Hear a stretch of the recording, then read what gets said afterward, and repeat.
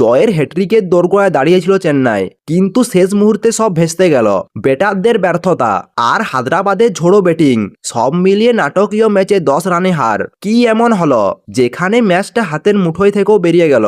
চলুন পুরো গল্পটা খুলে বলি। শনিবার এই ম্যাচটা ছিল একেবারে হাই ভোল্টেজ থ্রিলার। একদিকে চেন্নাই সুপার কিংস, অন্যদিকে সানরাইজ হায়দ্রাবাদ ঘরের মাঠে নিজেদের প্রমাণ করার মিশনে। শেষমেশ কি হলো?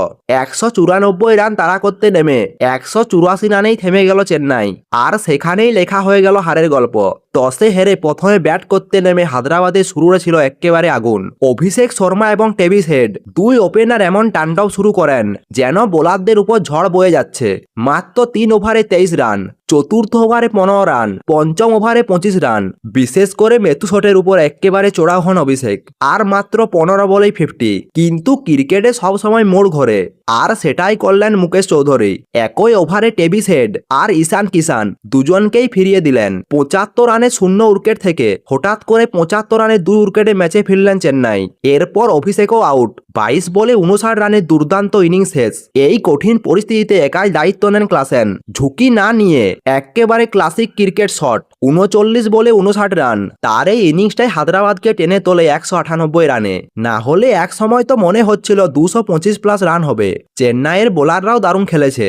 কম্বোজ 3টি উইকেট নেয়, জেমি ওভারটন তিনিও 3টি উইকেট নেয়, নূর আহমেদ নিয়ন্ত্রণ বোলিং করেন। 195 রান তাড়া করতে নেমে চেন্নাই শুরুতেই ধাক্কা খায়। সঞ্জু স্যামসন মাত্র 7 রান করে আউট। তবে আয়ুষ মাত্রে আর ঋতুরাজ গায়কোয়াড় শুরুটা সামাল দেন। 4 ওভারে 60 রান, দারুণ গতি। কিন্তু এখান থেকেই শুরু পতন। আয়ুষ 30 রান করে আউট এবং ঋতুরাজ 19 রান করে আউট। এরপর শট করেন 34 রান, আর সরফরাজ 25 করে কিছুটা লড়াই করলেও উইকেট পড়তে থাকায় চাপ বাড়তে থাকে। এসান মালিঙ্গা এসে ম্যাচটাই ঘুরিয়ে দেন। 148 রানে 6 উইকেট। তারপর একমাত্র আশা ছিল শিবম দুবে, কিন্তু তিনি আউট হতেই সব শেষ। ব্রেভিস 0। শেষ দিকে আর কেউ ম্যাচ ঘোরাতে পারেনি। ফলাফল চেন্নাই 8 উইকেটে 184 রান, 10 রানে হার। এই ম্যাচটা একটা স্পষ্ট বার্তা দিল, শুধু বোলিং দিয়ে ম্যাচ জেতানো যায় না। চেন্নাইয়ের জন্য বড় প্রশ্ন, মিডিল অর্ডারে কেন ভেঙে পড়ছে বারবার? চাপের মুহূর্তে কে দায়িত্ব নেবে? আর হায়দ্রাবাদ, তারা দেখিয়ে দিল একটা দল কিভাবে ম্যাচে ফিরে আসতে পারে।